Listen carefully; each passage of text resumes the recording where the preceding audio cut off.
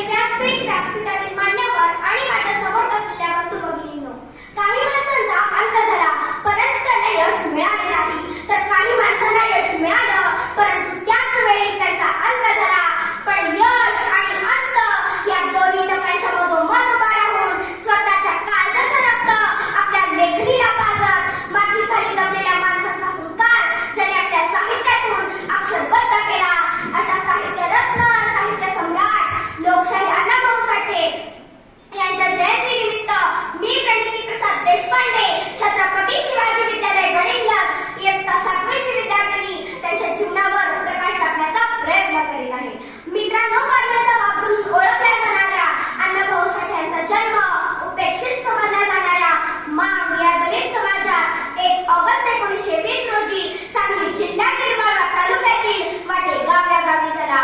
मित्रांनो, अण्णाभाऊ साठे हे अशिक्षित होते. ते केवळ दिवसच शाळेला गेले होते, पण शाळेतील संवर्गांकडून होणाऱ्या भेदभावामुळे त्यांनी शाळेत जाणे बंद केले. पण कठोर प्रयत्नांनी त्यांनी अक्षरज्ञान प्राप्त करून घेतले. त्यांच्या घरची परिस्थिती अत्यंत हलाखीची होती, म्हणून त्यांनी लहानपणीच म्हणजे 1932 रोजी गाव सोडले व वडिलांबरोबर मुंबईला गेले. तिथे त्यांनी मिळेल ती कामे केली, जसे चरितार्थासाठी कोळसे वेचणे, फेरीवाल्यांच्या पाठीमागे गाठोडे घेऊन हिंडणे, मुंबईतील मोरबाग गिरणीत झाडू मारणे, अशी मिळेल ती कामे करत असताना मुंबईच्या झोपडपट्टीतील जगणे, त्यातील लोकांनी पोटापाण्याची भूक भागवण्यासाठी केलेला अवैध मार्गाचा अवलंब, त्यांचे दुःखी जीवन, त्यांच्या जीवनातील भयान वास्तव त्यांनी जवळून अनुभवले.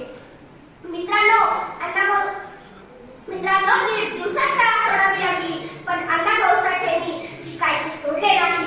ते जगाच्या शाळेत शिकत राहिले, माणसांच्या समाजाच्या शाळेत शिकत राहिले. या शाळेत त्यांना माणूस बनवणारे, माणसाला जगण्याची प्रेरणा देणारे शिक्षण मिळाले. या शिक्षणाचा वापर करून त्यांनी पुढे साहित्य हे समाज परिवर्तनाचे शस्त्र आहे हे समजून समोरच्या जगातील सर्वस्पर्शी व्यथांवर आपल्या साहित्यातून मांडत लेखन केले. त्यांनी आपल्या उभ्या आयुष्यात फकीरा, वैजयंता, वाघेचा वाघ, माकडीचा माळ यासारख्या सुमारे 35 कादंबऱ्या, 15 कथासंग्रह, अनेक पोवाडे, तर माझी मैना गावं बरं राहिली किंवा जग बदल घालून खावं सांगून गेले माझं विमरावं यासारख्या अनेक कविता लिहिल्या. मित्रांनो, अण्णाभाऊ साठेंनी आपले साहित्य केवळ भारतातच मर्यादित ठेवले नाही, तर देशाचा समुद्रापार पोहोचवले. याचे ज्वलंत उदाहरण म्हणजे अण्णाभाऊ साठेंनी स्वतः लिहिला छत्रपती शिवाजी महाराजांवर पोवाडा. रशियात जाऊन रशियाच्या राष्ट्राध्यक्षांना स्वतः ऐकवला. आणि इतिहासात जर कोणाला पहिला शिवशाही, लोकशाही म्हणायचं असेल तर ते अण्णाभाऊ साठेंनाच म्हटलं पाहिजे. मित्रांनो, अण्णाभाऊ साठे हे फक्त लेखनामध्ये, शाहिरीमध्ये अडकलेले व्यक्तिमत्व नव्हते, तर समाजातील सर्व लोकांना समान न्याय मिळवून देण्यासाठी त्यांना काहीतरी करायचे होते, म्हणून त्यांनी राजकीय वाटचाल सुद्धा केली होती. याचे उदाहरण म्हणजे 16 ऑगस्ट 1947.